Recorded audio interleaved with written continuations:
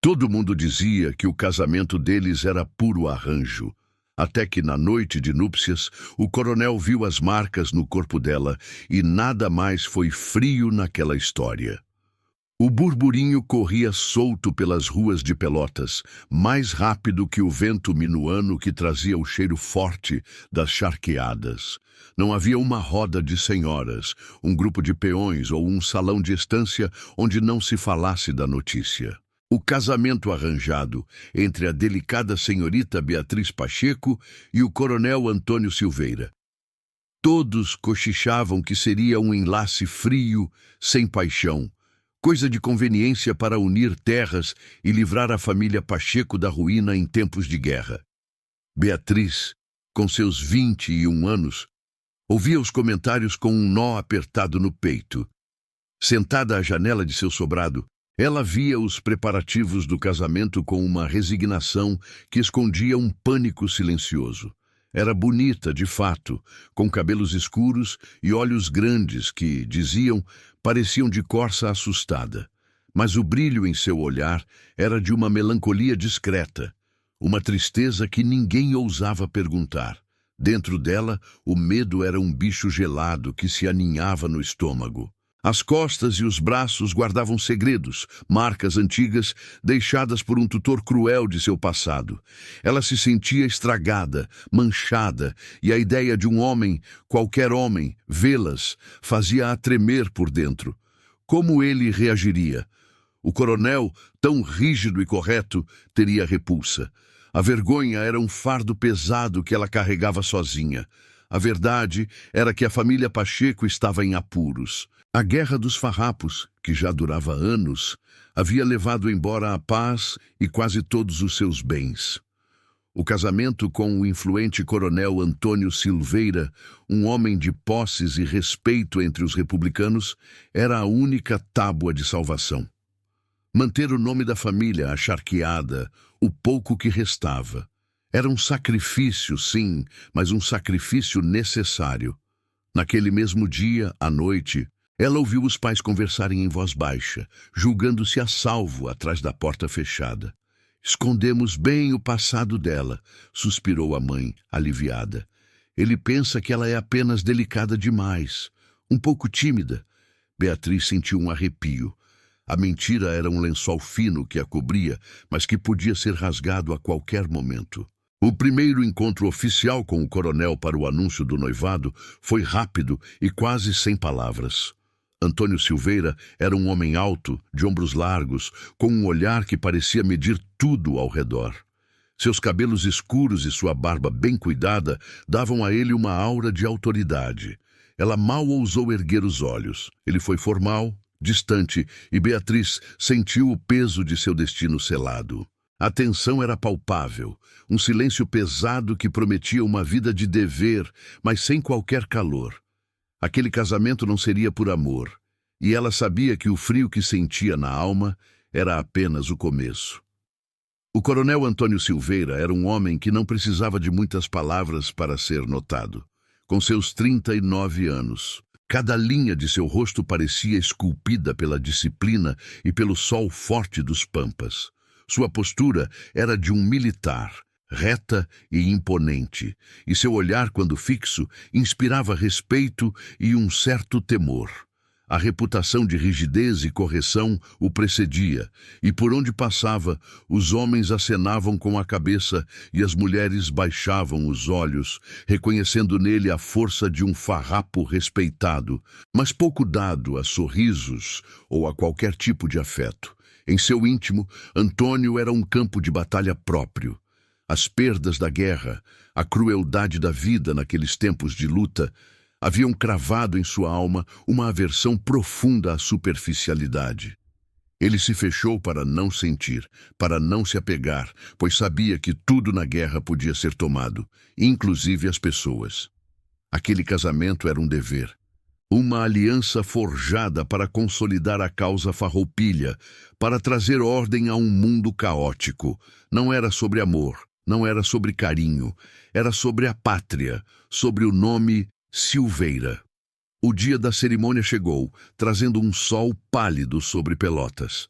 A igreja, adornada com simplicidade, estava cheia de gente curiosa. Os convidados sussurravam, suas vozes baixas, comparando a palidez de Beatriz à falta de sorrisos do noivo. Ela, sob o peso das rendas do vestido branco, tentava esconder o nervosismo que lhe gelava as mãos. Seus olhos, perdidos na imagem de si mesma no espelho antes de sair, refletiam o desespero de um sacrifício inevitável. No altar, a troca de olhares foi breve, formal. As palavras do padre ecoavam, mas Beatriz mal as ouvia, seu coração batendo como um tambor descompassado. Ao seu lado, Antônio era uma rocha, inabalável, sem uma única emoção a transparecer. O anel foi posto, o sim sussurrado. E assim, a senhorita Beatriz Pacheco se tornou Dona Beatriz Silveira. A chegada ao sobrado senhorial de Antônio em Pelotas foi como entrar em outro mundo. A casa era grande, luxuosa, com móveis de madeira escura e grandes janelas que davam para um jardim vasto. Mas apesar de toda a beleza, havia uma frieza no ar, um silêncio pesado que parecia engolir os passos. Os empregados, quietos, apenas observavam. A noite de núpcias se aproximava, trazendo consigo a promessa de uma revelação que Beatriz temia mais que a própria guerra. No quarto nupcial, um silêncio ainda mais denso pairava. A aia mais velha, com as mãos trêmulas, ajudou Beatriz a desatar os primeiros botões do vestido, enquanto o coração da prenda batia descontrolado. Finalmente, com um olhar de pena e um suspiro, a aia se retirou, deixando Beatriz sozinha com seus medos. A porta se fechou. Momentos depois, Antônio entrou. Seu semblante era sério, impassível. Ele não disse uma palavra, apenas caminhou devagar até a lareira, acendendo o fogo que parecia insuficiente para aquecer o ar. Então, virou-se para ela. Os olhos escuros do coronel a encontraram, e Beatriz sentiu um arrepio. Ele se aproximou, a figura alta e imponente preenchendo o espaço. A cada passo, o nervosismo dela aumentava, tornando a respiração rasa, quase dolorosa. Ele parou bem à sua frente. O ar entre eles pareceu vibrar, carregado de uma tensão que era quase física. Seu olhar desceu para o emaranhado de rendas e botões que ainda prendiam o vestido dela. Sem pedir licença, estendeu a mão grande e firme, tocando o tecido do corpete. Era um toque leve, protocolar, mas para Beatriz, a proximidade era demais. Seus dedos roçaram a pele exposta de seu ombro. Um choque elétrico correu pelo corpo dela, e ela sentiu o cheiro amadeirado dele, o calor que vinha de sua pele. Ele estava ali, tão perto, para desatar as últimas amarras. E com elas, talvez, os segredos que ela guardava tão bem. O coronel Antônio Silveira estendeu a mão grande e firme, e Beatriz sentiu o calor de seu corpo, o cheiro forte de couro e fumo, a proximidade esmagadora. Seus dedos roçaram o tecido do corpete, buscando os botões que ainda prendiam o vestido. A respiração da prenda se tornou um fio fino e curto, o coração batendo com a força de um cavalo disparado. Cada um dos gestos dele era medido, protocolar, mas para ela era uma invasão iminente. Com um movimento suave, ele desatou o primeiro, depois o segundo botão. A cada desprendimento, um pedaço do vestido afrouxava, e o ar frio do quarto pareceu tocar sua pele. Beatriz enrijeceu, os músculos das costas tensos, à espera do inevitável. Os olhos do coronel, antes fixos no trabalho de suas mãos, desceram um pouco mais, acompanhando o tecido que se abria. Foi então, ao afastar as rendas mais delicadas, os olhos escuros de Antônio pousaram nas costas dela. Ali, sob a pele clara, desenhavam-se linhas finas, algumas mais largas, outras quase imperceptíveis, mas inegavelmente marcas, cicatrizes. Elas se estendiam pelos ombros e desciam um pouco pela coluna, testemunhas silenciosas de uma dor antiga. Um arrepio gelado correu pela espinha de Beatriz e ela sentiu o sangue gelar nas veias. O pânico, que antes era uma semente, explodiu em seu peito. Virou-se bruscamente, com um movimento desajeitado, buscando esconder as costas com os braços, como se pudesse fazer as marcas desaparecerem. Se encolheu, o rosto se contorcendo em uma mistura de vergonha e terror. Seus olhos, antes secos, encheram-se de lágrimas pesadas, que ameaçavam rolar a qualquer instante. Ela esperava a repulsa, a raiva, o nojo no olhar dele. Esperava as palavras duras, o escárnio. Mas o coronel Antônio Silveira parou. A mão que desatava o corpete ficou suspensa no ar, a poucos palmos dela. Seu rosto, geralmente tão rígido e ilegível como uma pedra, mostrou um lampejo. Não era raiva, nem nojo. Era algo mais próximo da surpresa, talvez uma ponta de choque, um reconhecimento de uma dor que ele não esperava encontrar ali. Ele recuou ligeiramente, um passo para trás, pensativo, sem dizer uma palavra. O silêncio que se instalou então foi mais pesado que qualquer grito, mais denso que a névoa que subia do rio. Era um silêncio que parecia ter vida própria, preenchendo cada canto do quarto, apertando a garganta de Beatriz, que mal conseguia respirar. Ela continuava encolhida, o corpo tremendo, os olhos fixos no chão, esperando a sentença. Antônio a observou por um longo minuto, que para Beatriz pareceu uma eternidade. Seus olhos percorreram a figura miúda e assustada dela, a fragilidade exposta, o terror em seu rosto manchado de lágrimas não derramadas. Ele viu o desespero e algo dentro dele, algo que a guerra havia endurecido, pareceu amolecer de forma imperceptível. Então, com uma inesperada delicadeza, o coronel não a questionou. Não pediu explicações, apenas se afastou mais um pouco, caminhou até a cama grande e se deitou, virando-se para a parede, dando-lhe as costas. Não houve um toque, uma palavra, um olhar de condenação. Apenas o silêncio e o afastamento. A noite de núpcias, sim, seria fria. Mas não por falta de amor, como todos haviam sussurrado. Era fria por um abismo de incompreensão e medo que se abrira entre eles. Um segredo doloroso que agora pairava no ar, separando-se como um rio gelado que corre entre duas margens distantes. Beatriz sentiu um alívio misturado a uma solidão profunda. Ele a havia visto, e no silêncio a havia rejeitado sem uma única palavra. Nos dias que se seguiram, a vergonha era a sombra mais comprida de Beatriz, arrastando-se por cada corredor do sobrado, por cada canto de sua alma. Ela esperava a todo momento que o coronel a chamasse, que a confrontasse, que suas palavras duras a condenassem pelo segredo exposto. Imaginava o desprezo em seu olhar, a repulsa na voz, mas nada disso veio. Antônio Silveira mantinha-se em um silêncio que, antes um alívio momentâneo, tornou-se um tormento ainda maior. Ele não mencionava as marcas, não fazia perguntas. Sua mudez era como uma parede invisível, mais alta e mais fria que qualquer grito. Beatriz interpretava aquele silêncio como o mais cruel dos desprezos, uma aceitação tácita de que ela estava estragada, indigna de sua atenção. Aquela falta de reação, a ausência de raiva, paradoxalmente, a fazia sentir-se ainda mais diminuída, como se fosse tão insignificante que nem merecesse uma discussão. Refugiava-se em seus aposentos, sob o pretexto de cuidar de seus afazeres de prenda recém-casada, mas, na verdade, buscava a solidão para remoer sua angústia. As horas passavam arrastadas enquanto ela bordava sem vontade, lia livros sem entender as palavras, ou apenas observava o jardim pela janela, sentindo-se uma prisioneira em sua própria casa, refém de um segredo que agora não era mais só dela.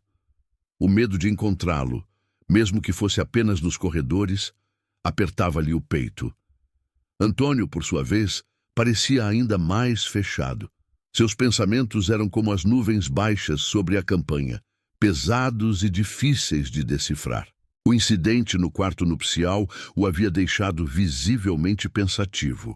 Mas sua atitude não era de hostilidade, apenas de um distanciamento ainda maior.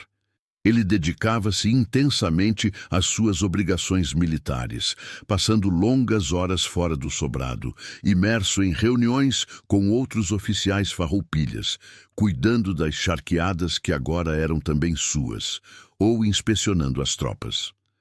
A guerra, para ele, era um refúgio, um lugar onde a dor era física e compreensível, diferente daquela que ele havia vislumbrado nas costas de sua esposa. Nos raros momentos em que estava no sobrado, os olhos escuros do coronel buscavam Beatriz de longe. Ele a observava durante as refeições, quando se sentavam à mesa um em cada ponta, a distância entre eles mais larga que a própria madeira polida. Via sua palidez, o tremor discreto em suas mãos, a forma como ela evitava seu olhar. Tentava decifrar o mistério daquelas marcas, entender a dor que elas representavam. Sua mente, acostumada à lógica da batalha e à retidão dos códigos militares, não conseguia compreender a delicadeza de tal sofrimento. Sentia-se desarmado diante da fragilidade dela, assustado com sua própria incapacidade de lidar com coisas de mulher, com dores que não podiam ser resolvidas com ordens ou estratégias. Era um terreno desconhecido e perigoso para um homem que havia aprendido a se fechar para o mundo. A vida no sobrado de Pelotas era feita de rotinas, de formalidades.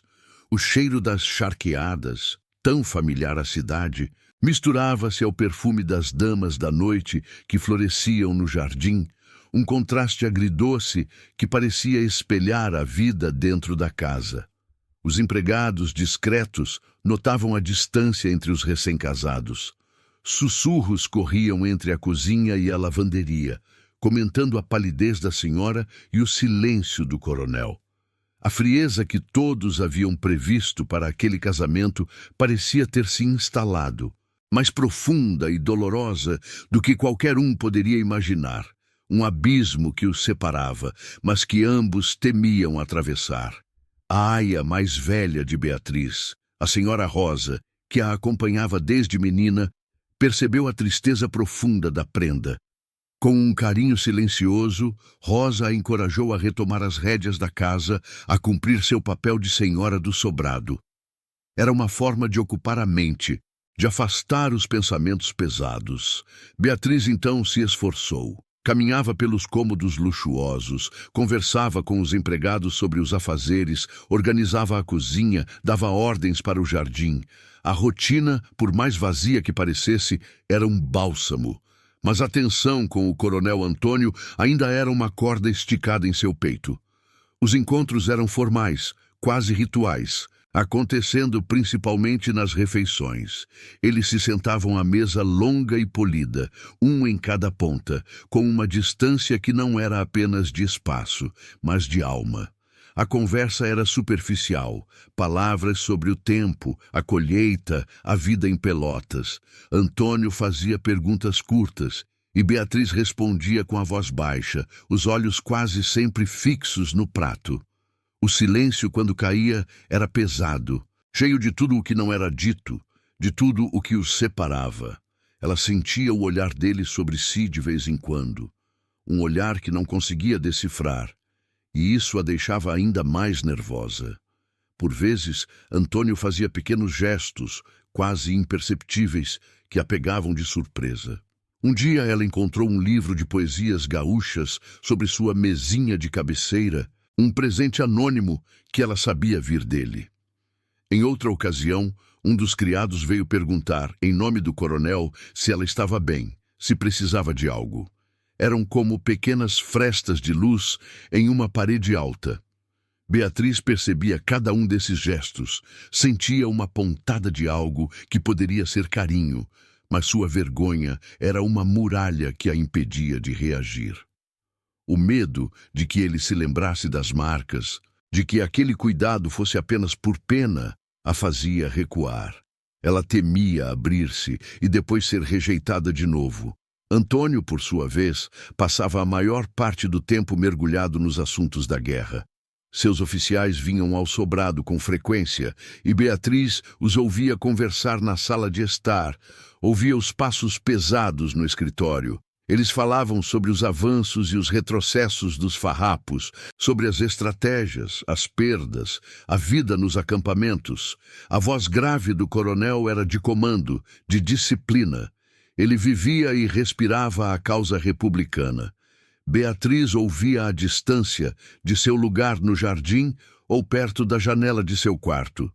Via como a guerra consumia seu marido, como o tornava ainda mais inatingível. Ele parecia alheio à sua presença, absorto em um mundo que ela não podia e não sabia partilhar. Aquilo reforçava seu sentimento de invisibilidade, de que era apenas um adorno no grande sobrado, uma esposa de arranjo, sem voz ou importância em sua vida. A cada conversa sobre a guerra, a distância entre eles parecia crescer, e Beatriz se sentia cada vez mais sozinha, um barco à deriva em um mar de dúvidas e medos, enquanto o coronel navegava em seu próprio oceano de batalhas e deveres. O frio da noite de núpcias parecia ter se espalhado por toda a casa, por toda a vida que agora ela compartilhava com aquele homem, mas sem verdadeiramente viver.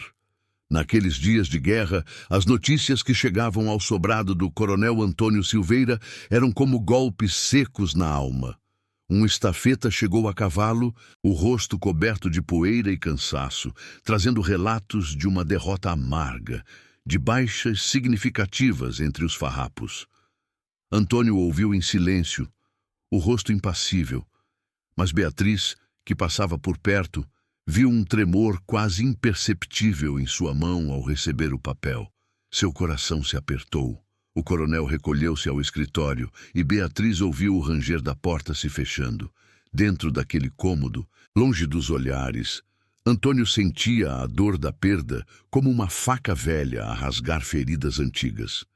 As notícias o levavam de volta aos campos de batalha, onde o cheiro de pólvora e sangue ainda parecia impregnar suas lembranças.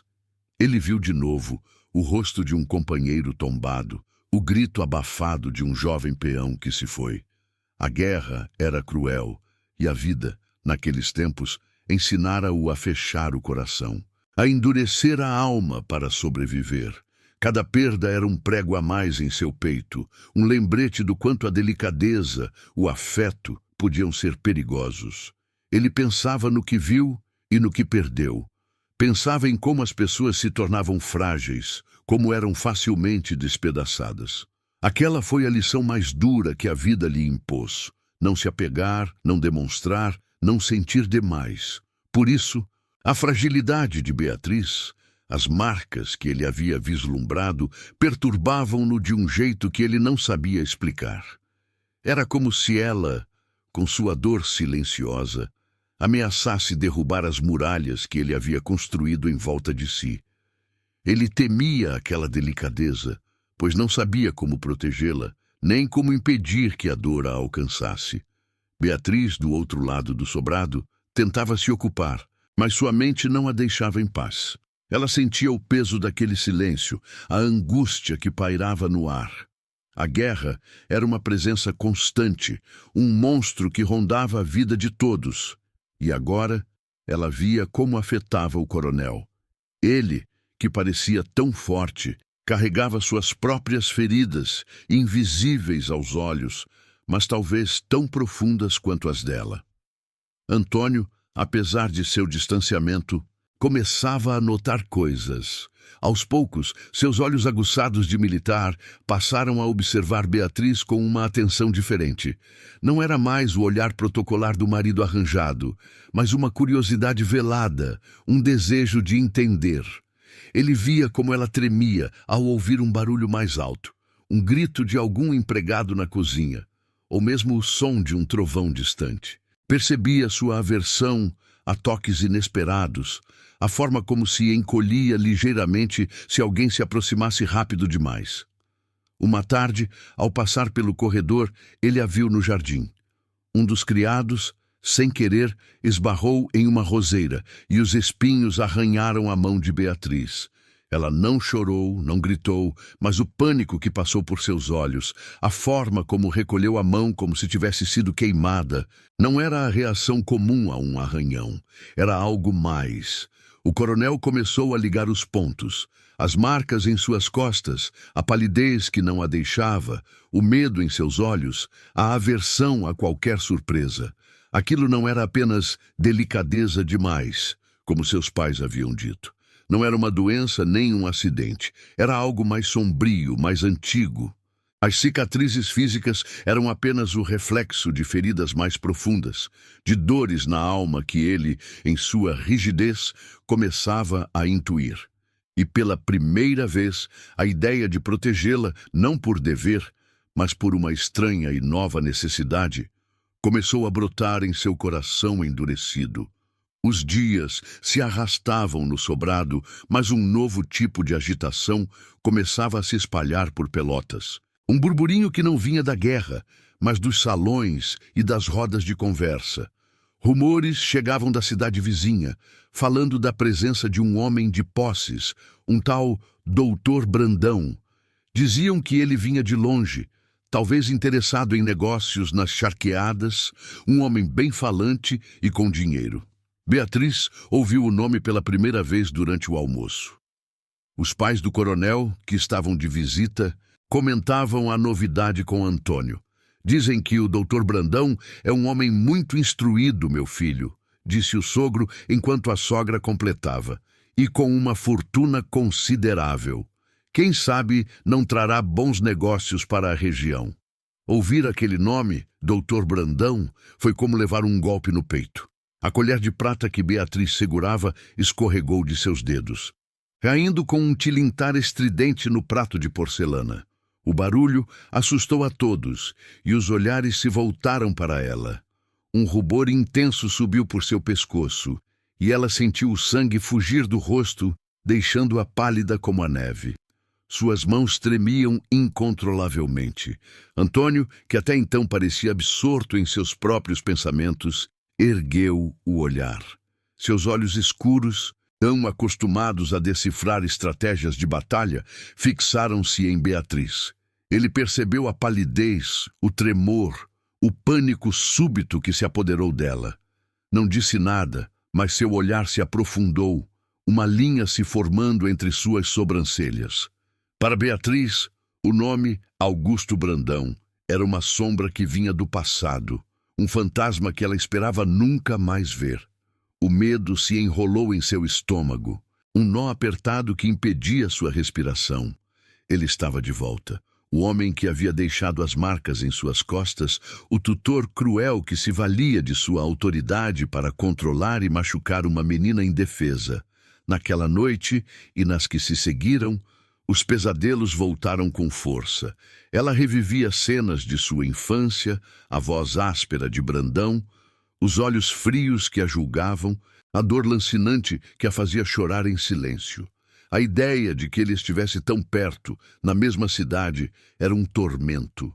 Sua presença não significava apenas a exposição de suas cicatrizes, algo que já a consumia, mas a revelação de toda a vergonha de seu passado familiar, o escândalo que seus pais haviam se esforçado tanto para esconder.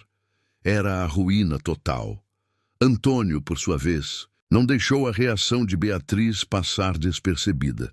Aquela mulher, tão pálida e assustada, não era apenas delicada demais. Havia algo mais, algo profundo e terrível, que a ligava ao nome do tal Doutor Brandão. A curiosidade que a guerra havia ensinado a sufocar, agora ardia em seu peito. As marcas nas costas dela, o medo em seus olhos, a aversão a toques, tudo começava a se encaixar. Mas ainda faltavam peças. Com a descrição de um militar experiente, Antônio começou a fazer perguntas. Não a Beatriz, que ele sabia que se fecharia ainda mais, mas aos agregados mais antigos de sua própria estância, a peões que trabalhavam nas charqueadas vizinhas, a comerciantes que vinham à cidade. Perguntava sobre a família Pacheco, sobre o passado distante, sobre qualquer figura importante que tivesse passado por suas vidas. Suas perguntas eram vagas, disfarçadas, como quem busca informações sobre antigos negócios ou terras. Ele queria saber quem era Augusto Brandão e qual era sua verdadeira ligação com a mulher que agora era sua esposa. O coronel não sabia o que procurava, mas sentia em seus ossos que havia uma história cruel escondida, e ele estava determinado a desvendá-la. O doutor Augusto Brandão não demorou a se mostrar na sociedade de Pelotas. Com ares de quem fazia um grande favor, ele se apresentava nos salões, nos fandangos, um homem de fala mansa e olhos que observavam demais. Vestia-se com elegância, mas Beatriz sentia um calafrio ao ouvir seu nome, um arrepio que lhe gelava a alma. Quando o convite para uma audiência com os pais de Beatriz chegou ao sobrado, ela viu o terror mal disfarçado nos rostos deles. O pai tentava manter a compostura, mas suas mãos tremiam levemente. A mãe mal conseguia erguer os olhos, sua palidez quase tão intensa quanto a da filha.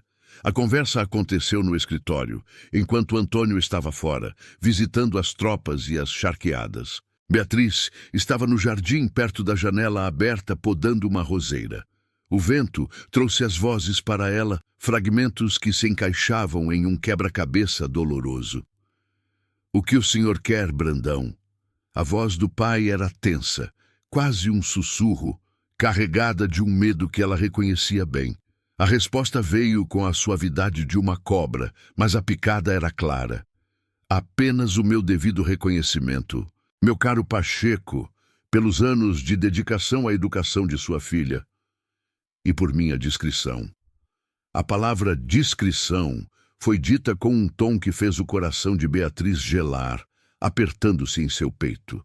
Era uma ameaça direta, sem rodeios. Ninguém precisa saber dos pequenos contratempos daquela época, não é mesmo? A voz de Brandão continuou, cheia de malícia, um sorriso invisível, mas audível em sua entonação.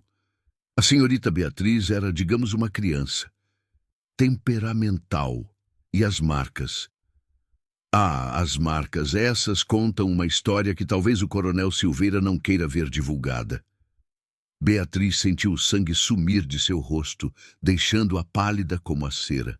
As tesouras caíram de suas mãos, fincando-se na terra fofa do canteiro. Ele estava ali, chantageando seus pais, usando seu passado como uma arma cruel. E não era só sobre as marcas, mas sobre a vergonha que aquilo traria à família. Há um nome que agora era também o do coronel Antônio Silveira. A humilhação seria pública, inevitável. Seus pais, ela ouvia, estavam desesperados. Ofereciam dinheiro, terras, qualquer coisa para que Brandão se calasse, para que aquela sombra não caísse sobre eles novamente. Ele ria, um riso baixo e cruel, aceitando a barganha, mas deixando claro que aquilo era apenas o começo. Bons tempos para se ter um bom resguardo, não é mesmo? A guerra traz muitos imprevistos, e segredos como os da dona Beatriz podem ser muito caros. Beatriz se sentiu um fardo pesado, um estorvo para sua família. Não bastava a guerra, não bastava o casamento de arranjo que os salvara da ruína. Agora, ela era a causa de mais um sofrimento, de mais uma humilhação para seus pais. Aquele homem cruel voltara para destruir o que restava de sua vida, de sua honra. O pânico se misturava à raiva em seu peito. Ela agora não só temia que Antônio descobrisse suas cicatrizes e seu passado, mas que toda a sociedade de Pelotas soubesse, que os olhares curiosos se transformassem em olhares de julgamento, que o nome do coronel, tão respeitado e temido, fosse arrastado pela lama por causa dela, por causa de um passado que ela não podia apagar. A ideia de confessar tudo a Antônio passou por sua mente, um lampejo de esperança e desespero. Mas como? Como contar a um homem tão rígido, tão acostumado à força, a verdade sobre a crueldade que sofreu, a vergonha que carregava? O medo era paralisante, uma barreira invisível, mas intransponível, que a impedia de dar voz à sua dor mais profunda.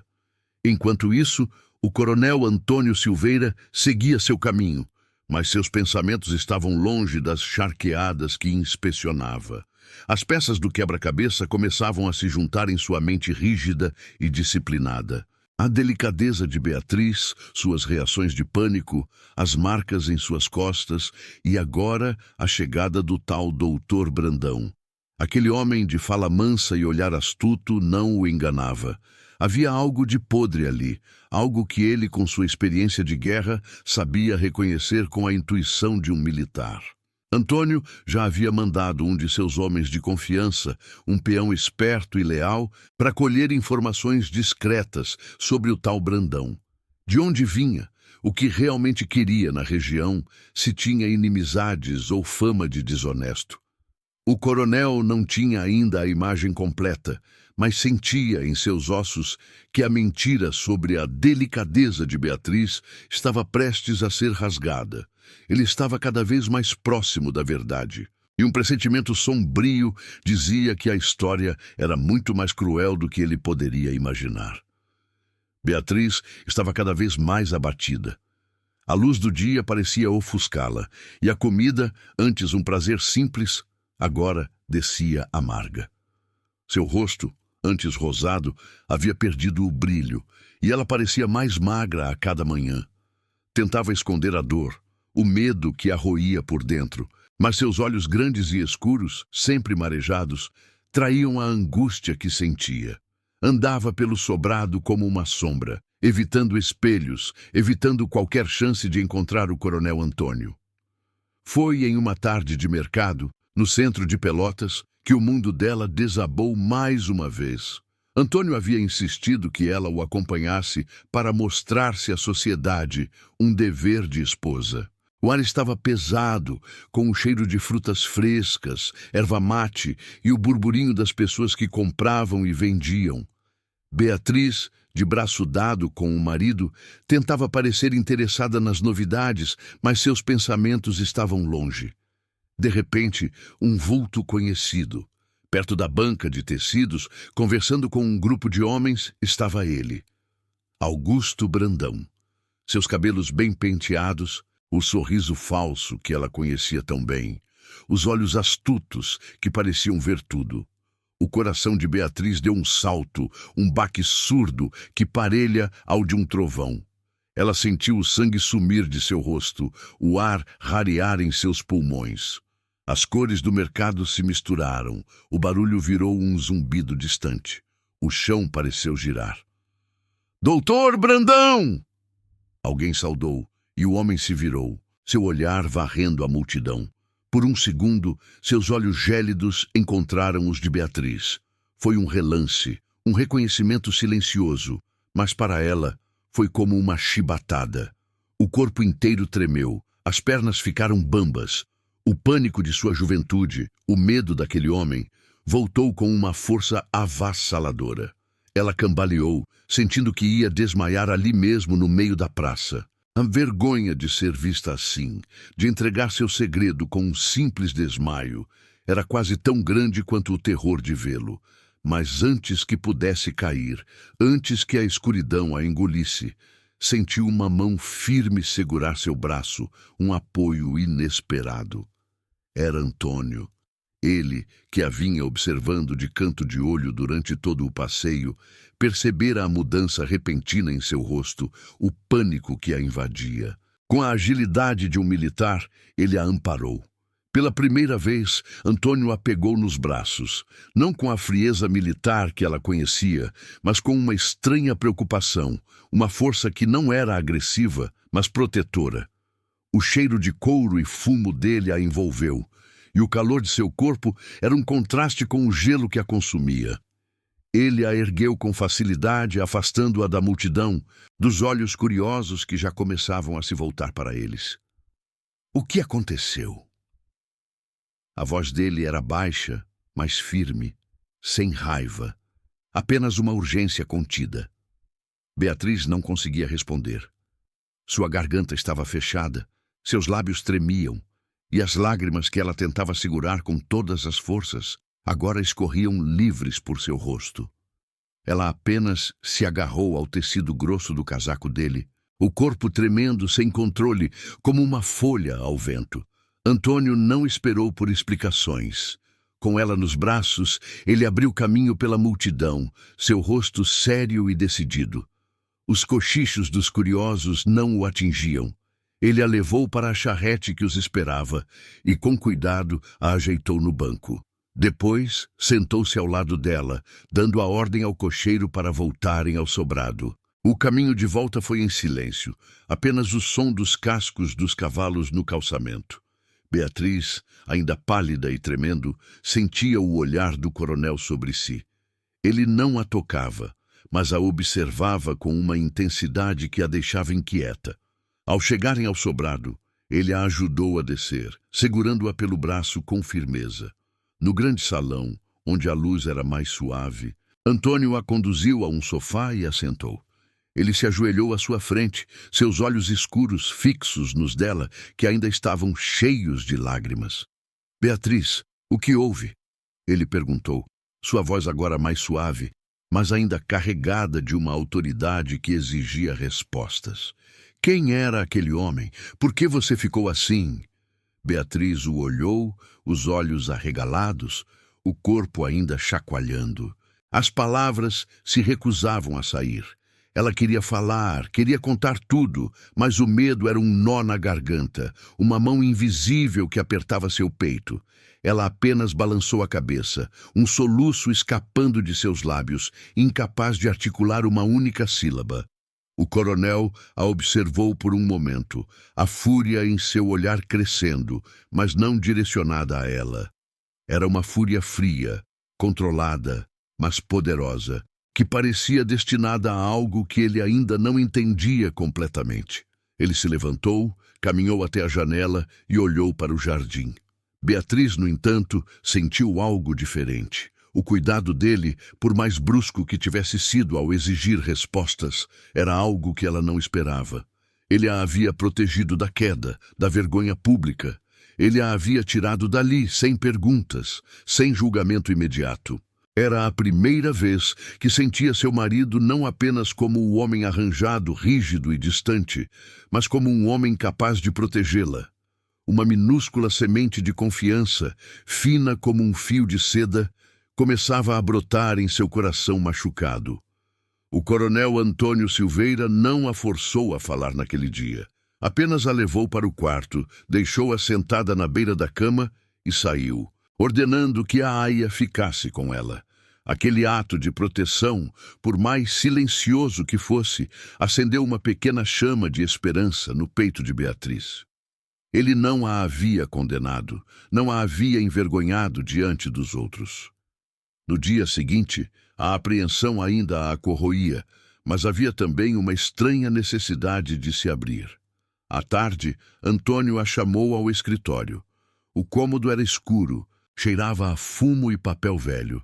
Ele estava em pé, de costas para a janela, a figura imponente projetando uma sombra longa. "Beatriz", ele começou, a voz grave, mas sem a aspereza de antes. "O que a aflige? Quem era aquele homem que a fez desmaiar na praça?" Beatriz hesitou. As palavras estavam presas em sua garganta, mas o olhar fixo dele era ao mesmo tempo pesado e, de alguma forma, acolhedor. Ela apertou as mãos, a ponta dos dedos cravando na palma. "Coronel, é uma história antiga, uma dor que eu pensava ter enterrado." Sua voz saiu baixa, quase um sussurro.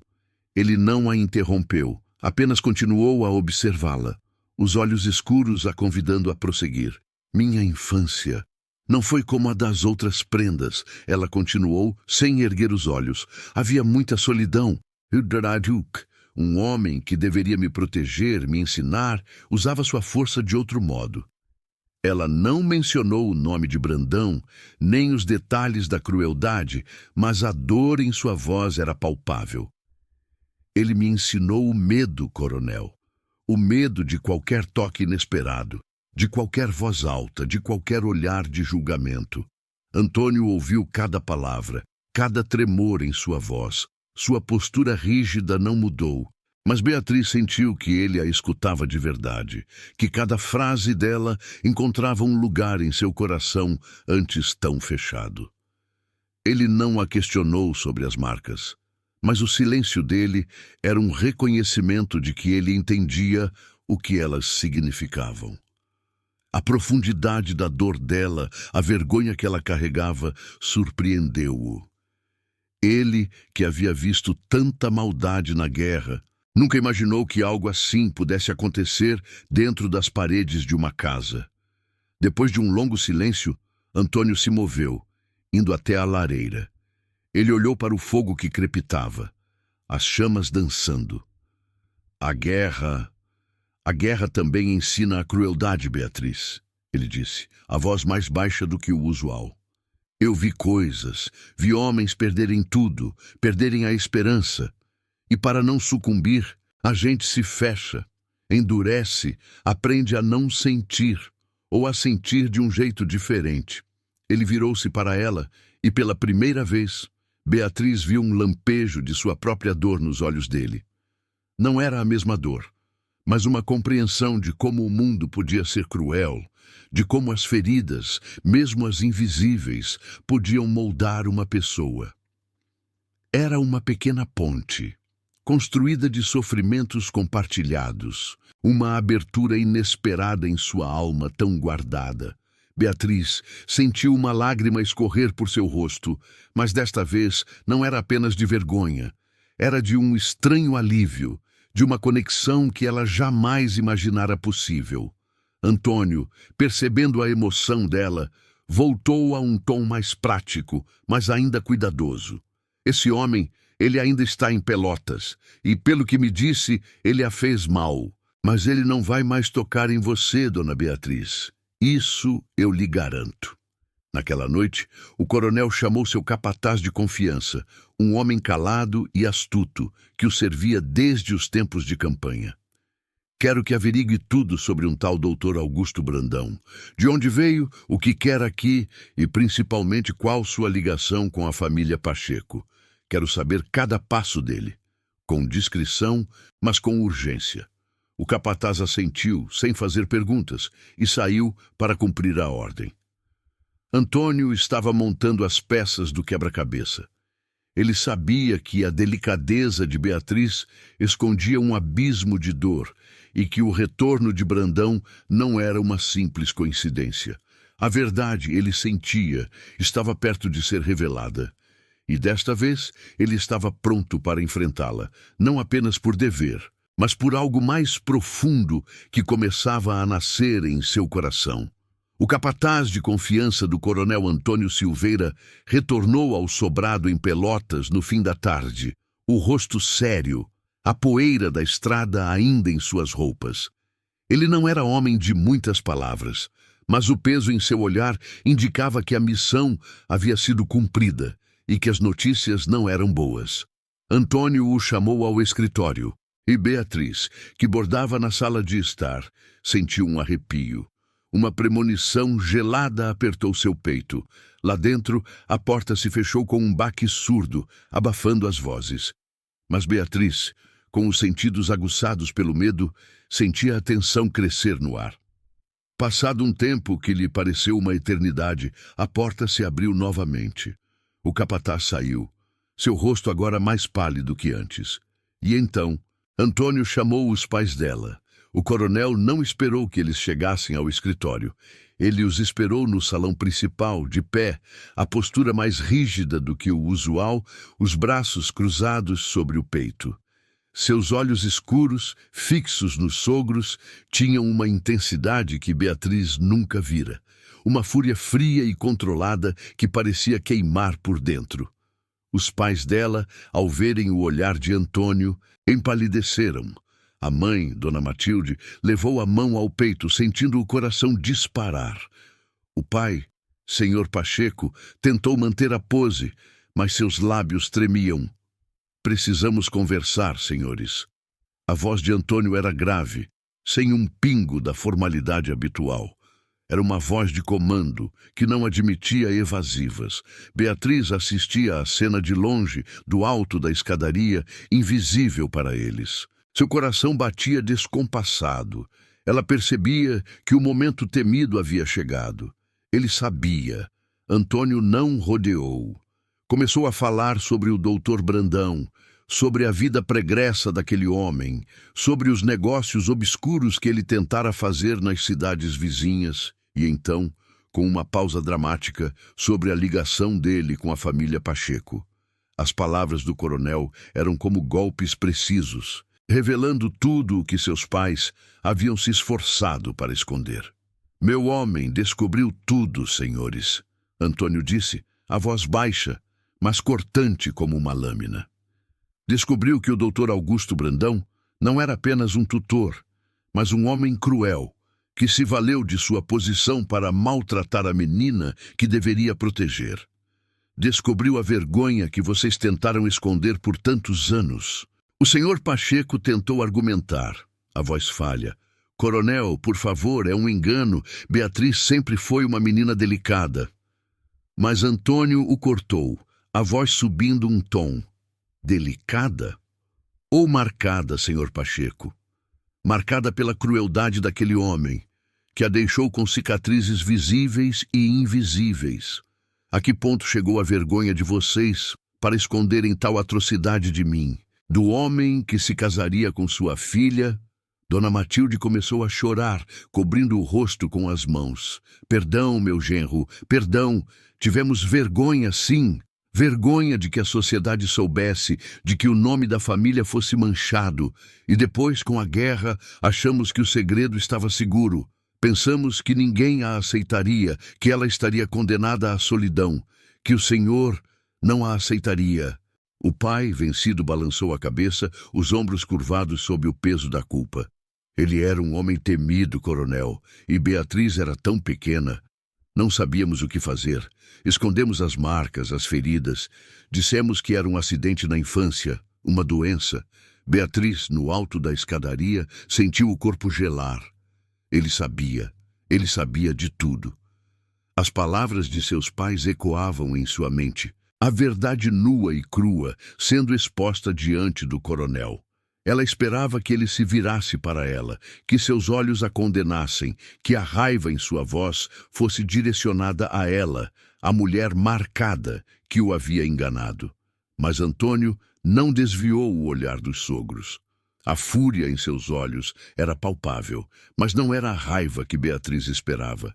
Era uma fúria fria, uma ira protetora, que não se dirigia à sua esposa, mas àqueles que a haviam ferido, àqueles que haviam escondido a verdade e, acima de tudo, ao homem cruel que causara tal sofrimento. Seu coração, antes tão fechado, sentiu uma pontada aguda de indignação e um desejo avassalador de proteger. Ele estava furioso, sim, mas não com ela. Aquele choque, aquela compreensão da crueldade sofrida por Beatriz, fez algo se mover dentro dele. As peças se encaixavam. O pânico dela na praça, os pesadelos, as marcas que ele vira na noite de núpcias, o silêncio dela. Tudo fazia sentido agora. E a raiva que sentia era contra Brandão, contra a omissão de seus sogros. Beatriz desceu as escadas devagar, os olhos fixos em Antônio. Ele finalmente se virou para ela, seu olhar encontrando o dela.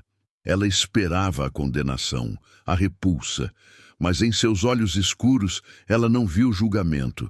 Viu apenas a fúria contida, a gravidade da verdade e uma promessa silenciosa de que aquela história, que a assombrava por tanto tempo, não a assombraria mais sozinha. Pela primeira vez, Beatriz sentiu que talvez, apenas talvez, o coronel Antônio Silveira não a visse como estragada, mas como alguém a ser protegida. Antônio se virou para Beatriz, que descia os degraus da escadaria. A fúria que ele havia demonstrado aos sogros agora se acalmava em seus olhos, dando lugar a uma gravidade diferente, um peso que ela não conseguia decifrar. Ela esperava a condenação, mas ele não a condenou. Ele esperou que ela chegasse ao último degrau e estendeu a mão, não para tocá-la, mas para indicar a poltrona na sala. Sente-se, Beatriz. Sua voz era mais suave, mas ainda trazia a autoridade de um coronel. Ela obedeceu, sentindo as pernas fracas. Antônio ficou de pé à sua frente, os braços cruzados, o olhar fixo nela.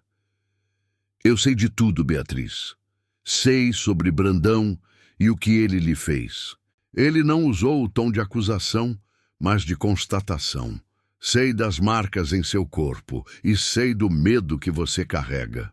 Beatriz ergueu os olhos assustada, pronta para a avalanche de palavras que a fariam sentir-se ainda menor, mas elas não vieram.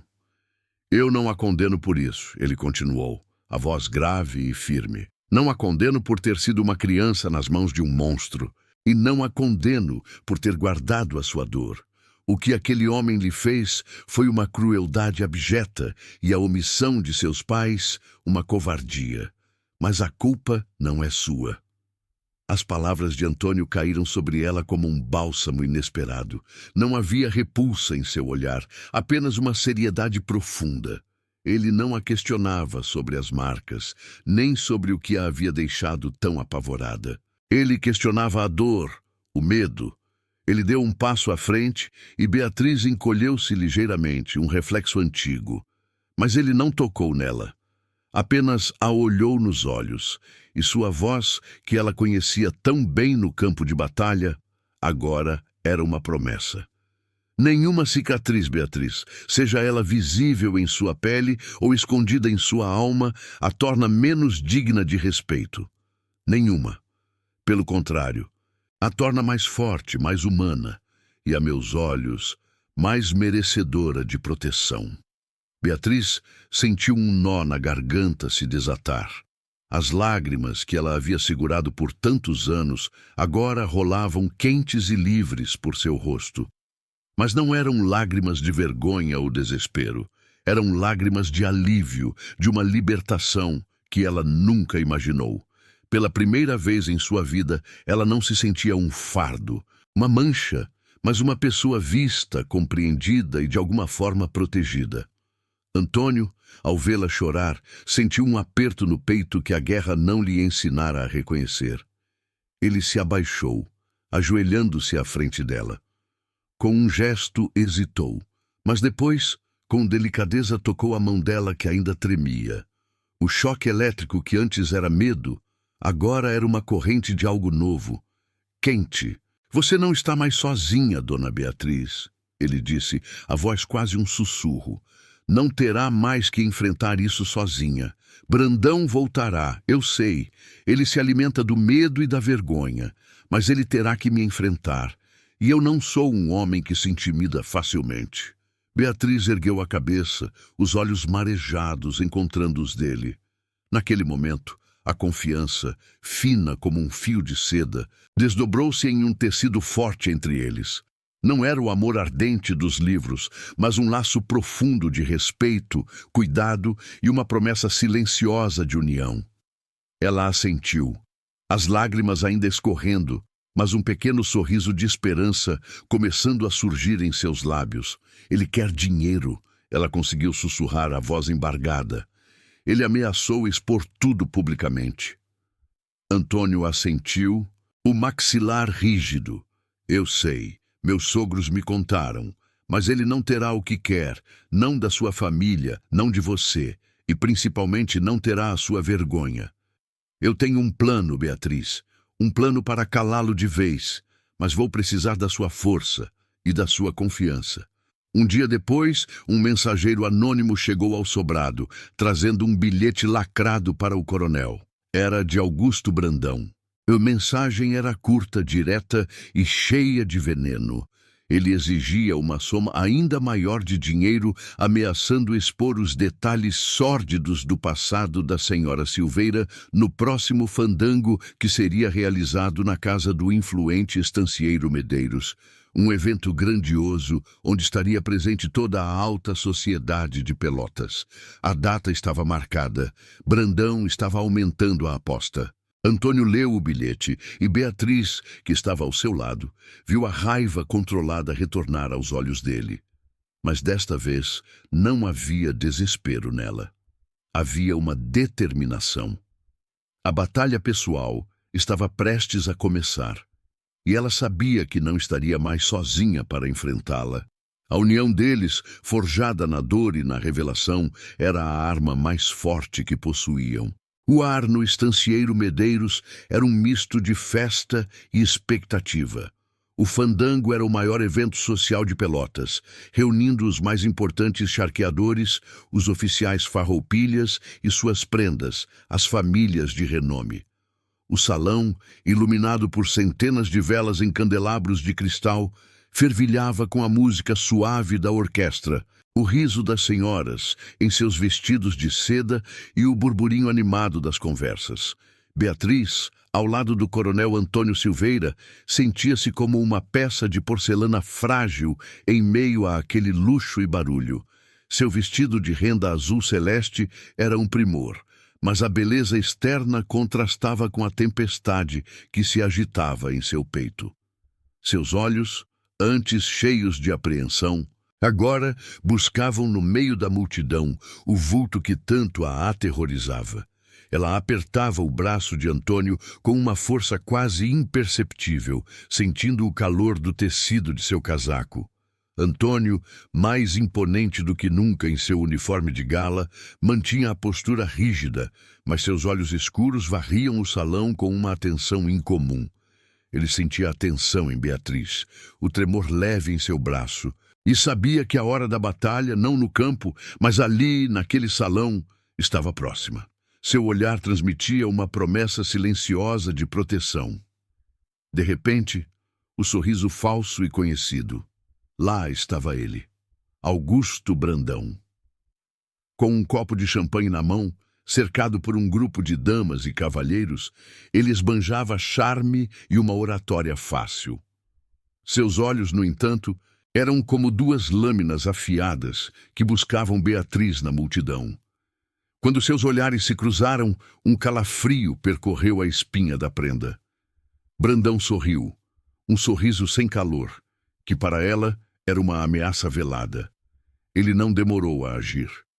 Com a sutileza venenosa que o caracterizava, Brandão começou a se mover pelo salão, tecendo conversas aqui e ali. Beatriz o via sussurrar perto de grupos de senhoras, seus olhares, então, se voltando para ela, cheios de uma curiosidade maliciosa. A cada volta que Brandão dava, um novo boato, uma nova insinuação discreta parecia surgir no ar.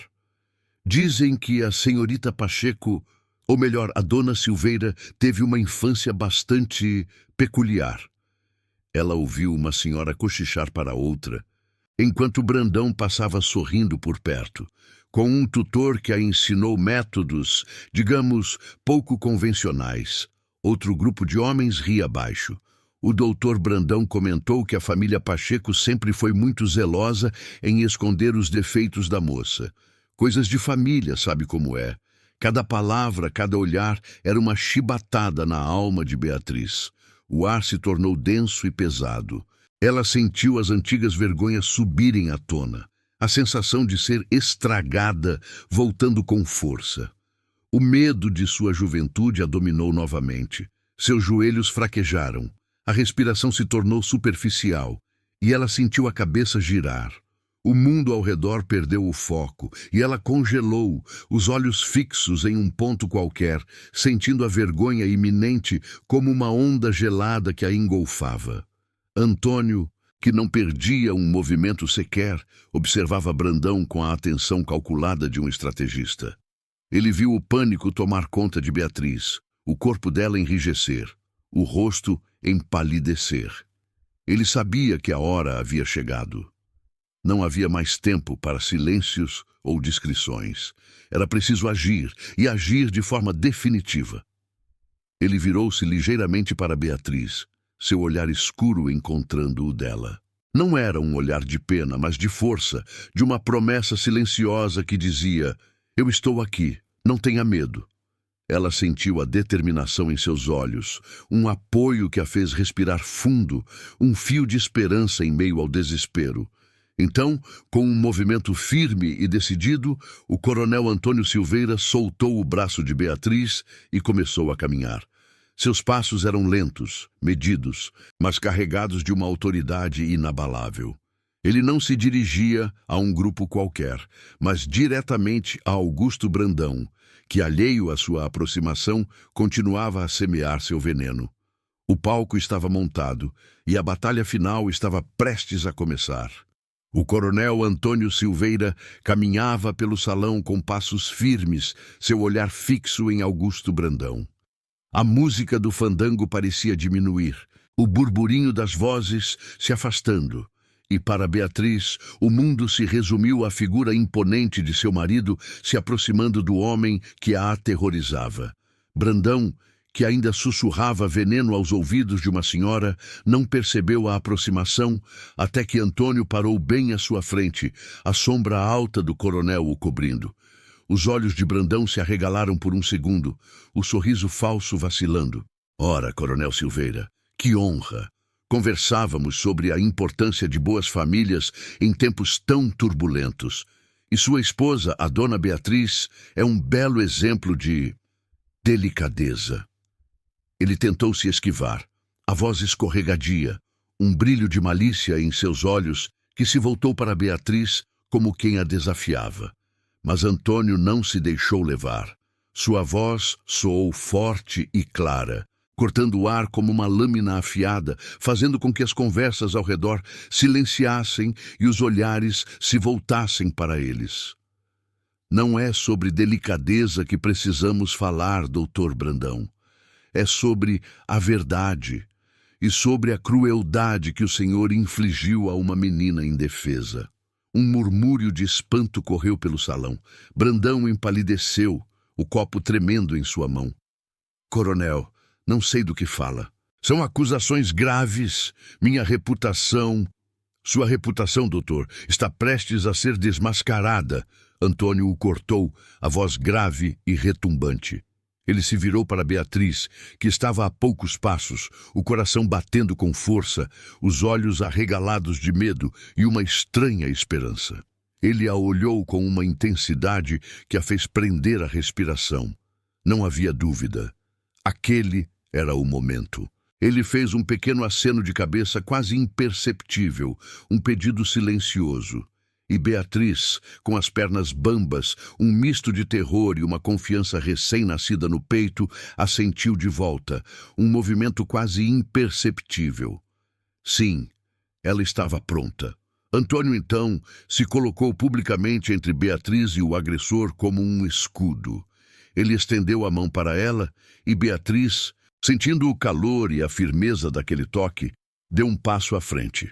Com a delicadeza que ninguém esperaria de um coronel farrapo, ele levantou a manga do vestido azul celeste de Beatriz, revelando discretamente uma das cicatrizes em seu braço, uma linha fina e antiga, quase escondida, mas visível à luz das velas. Um choque percorreu os presentes. As senhoras levaram as mãos à boca. Os cavalheiros se entreolharam chocados. Augusto Brandão gaguejou, o rosto vermelho, sua máscara de homem respeitável começando a desmoronar. Minha esposa carrega marcas em seu corpo, sim, Antônio declarou, sua voz ecoando pelo salão, prendendo a atenção de todos.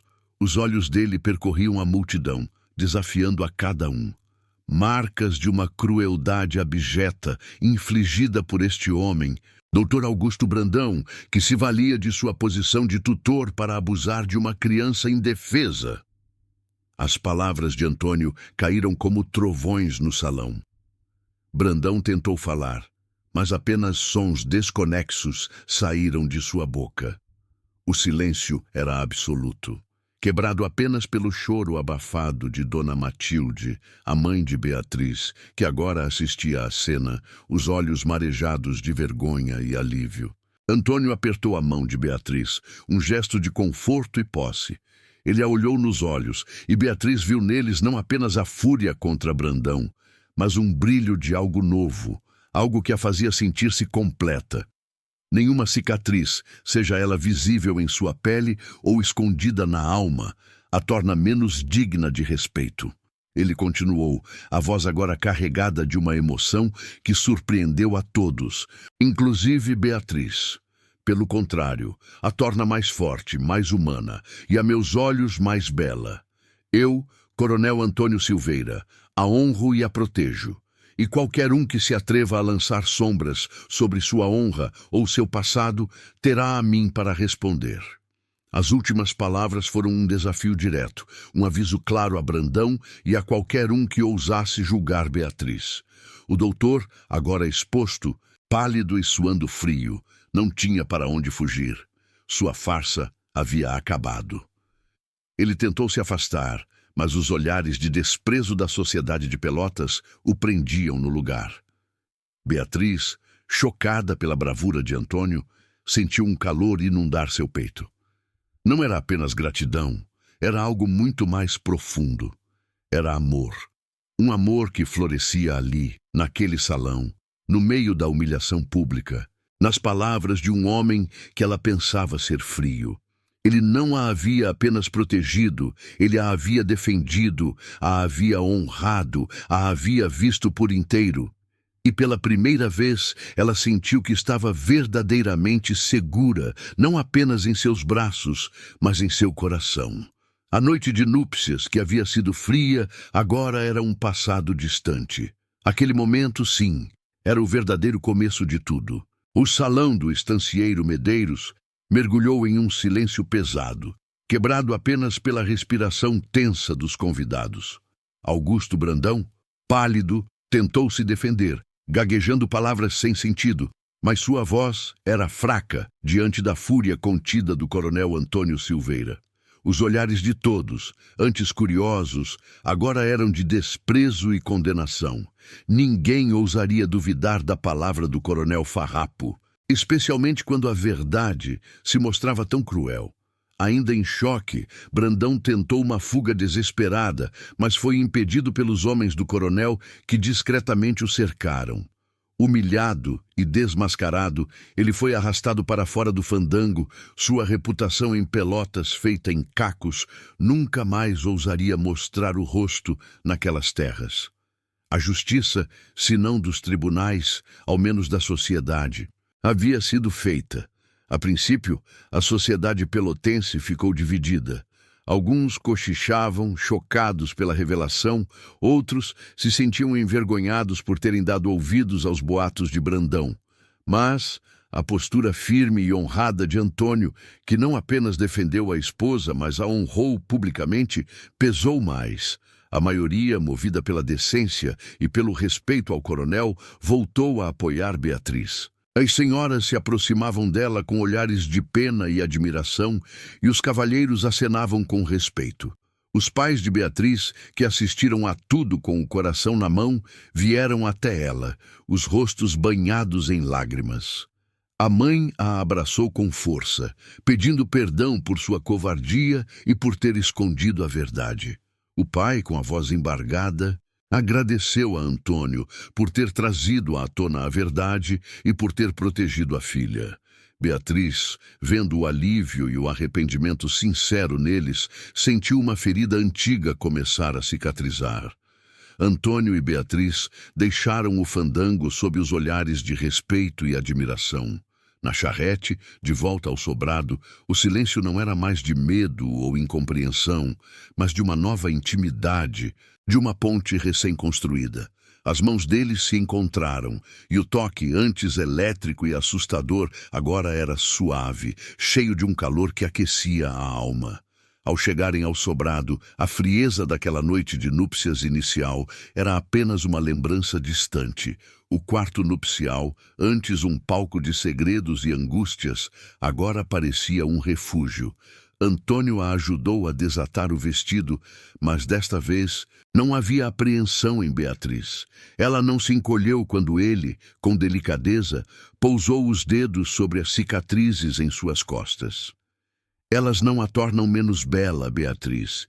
Ele sussurrou, a voz grave e macia. Pelo contrário, contam a história de uma força que eu nunca imaginei. Beatriz virou-se para ele, os olhos marejados de gratidão e um amor que explodia em seu peito. Eu pensei que o senhor me desprezaria, que me veria como estragada. Antônio tocou seu rosto com a ponta dos dedos, o gesto mais terno que ela já havia recebido dele. Nunca. Eu vi a sua dor, Beatriz, e senti raiva pelo homem que a causou, mas nunca desprezo por você. Apenas um desejo de protegê-la e de amá-la. As palavras dele, ditas com a sinceridade de um homem que havia quebrado suas próprias muralhas, foram o bálsamo final para a alma dela. Beatriz não sentia mais vergonha. Suas marcas não eram mais um segredo doloroso, mas parte de sua história, aceitas e amadas por ele. Pela primeira vez, eles se entregaram um ao outro, não por dever, não por um arranjo frio, mas por um amor que nasceu da compreensão, do cuidado e de um profundo respeito mútuo. A noite, que antes seria fria, agora era um abraço caloroso, uma promessa de cura e de um futuro onde a delicadeza e a força se entrelaçavam, unindo duas almas que a guerra havia tentado endurecer. O beijo dele era a confirmação de que, finalmente, ela estava em casa, segura e amada. Anos se passaram, e o tempo, que antes corria com a pressa e a incerteza da guerra, agora se estendia com a paz e a tranquilidade sobre o sobrado do Silveira. A Guerra dos Farrapos, que havia deixado marcas tão profundas em toda a província, finalmente havia chegado ao seu fim com a paz de Poncho Verde. Os ecos dos combates se afastavam, transformando-se em histórias contadas ao redor do fogo. Mas a paz, no lar de Beatriz e Antônio, havia se estabelecido de forma plena e calorosa. O sobrado em Pelotas, que antes parecia grande e frio, agora era cheio de vida. Risadas de criança ecoavam pelos corredores e a melodia de um piano suave vinha da sala de visitas. Beatriz e Antônio haviam construído uma família, abençoados com um menino e uma menina, que corriam pelos jardins sob o olhar atento dos pais. A charqueada, próspera e bem administrada, não era mais apenas uma fonte de riqueza, mas um símbolo do futuro que eles construíam juntos, com um novo sentido de comunidade e cuidado. Beatriz, a prenda que um dia se sentiu estragada, agora andava com a cabeça erguida, os olhos brilhando com uma serenidade que não existia em sua juventude. As marcas em suas costas e braços ainda estavam ali, mas não eram mais segredos dolorosos. Eram parte de sua história, lembrando-a da força que teve para superar a escuridão e do amor que a curou com delicadeza. Ela não as escondia mais. Eram cicatrizes de batalha, de uma vitória pessoal que a tornava ainda mais bela e humana aos olhos de seu marido. Antônio, o coronel rígido e de poucas palavras, havia aprendido a sorrir. Seu semblante, antes tão sério, agora se abria em um sorriso franco ao ver os filhos brincarem ou ao encontrar o olhar de sua esposa. A disciplina militar ainda o acompanhava em seus negócios e em sua postura. Mas ele havia descoberto a doçura do abraço, a ternura de um carinho, o valor da delicadeza dentro de casa. Ele havia encontrado o equilíbrio entre a força que a guerra lhe exigia e a leveza que a vida em família lhe oferecia, transformando-se em um homem completo.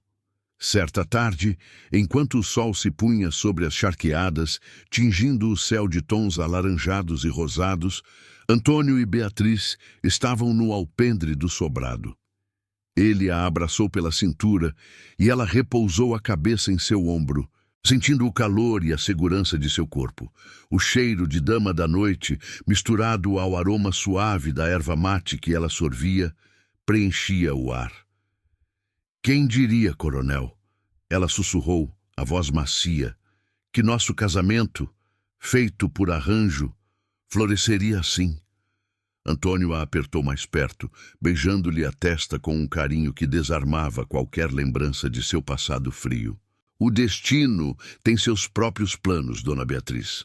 E a vida, ela nos ensina que as feridas mais profundas podem ser curadas com cuidado e com respeito. Eu aprendi isso com você." Ela ergueu os olhos para ele e o amor que transbordava era visível em seu olhar. E eu aprendi que a força não é só a da guerra, mas a de se abrir, de confiar, de deixar que o amor cure o que a crueldade tentou destruir.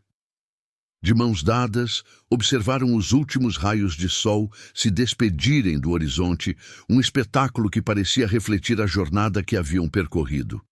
Eles haviam enfrentado a guerra, os segredos, a vergonha e o medo. E juntos construíram um amor que floresceu na adversidade, um amor onde a delicadeza e a força se entrelaçavam, prometendo um futuro de paz e felicidade naquele novo amanhã na estância. Se esta história tocou seu coração, como espero, não se esqueça de se inscrever no canal e deixar seu like. Diga-nos nos comentários de qual cidade você está acompanhando esta jornada. Cada gesto seu mantém vivas estas histórias que atravessam o tempo para nos ensinar sobre nós mesmos.